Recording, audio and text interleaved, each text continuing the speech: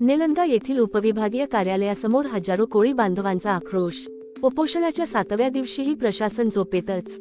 मुख्य संपादक द्रोणाचार्य कोळी। रविवार दिनांक 27 जुलै रोजी निलंगा येथील उपविभागीय कार्यालयासमोर मागील 7 दिवसापासून आदिवासी कोळी महादेव समाज समन्वय समितीतर्फे विविध मागण्यांसाठी अन्नत्याग उपोषण सुरू आहे।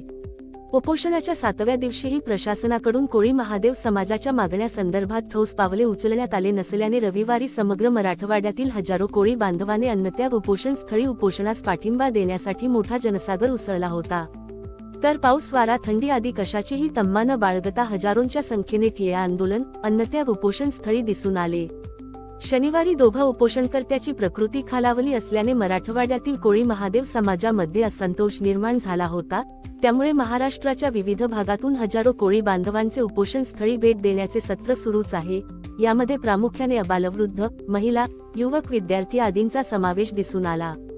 यापुढे प्रशासनाच्या वतीने कोळी महादेव समाजाच्या मागण्यांकडे दुर्लक्ष केले व कोळी समाज बांधवांना सुलभतेने जातीचे प्रमाणपत्र दिले नाही तर निलंगासह महाराष्ट्रातील विविध जिल्हा तालुका व विविध अनेक गावागावातून सोमवारपासून ठिय्या आंदोलने उपोषणे करण्यात येणार असल्याचा इशारा मराठवाडा कोळी महादेव समाज समन्वय समितीचे नेते चंद्रहास नलमले यांनी दिला आहे।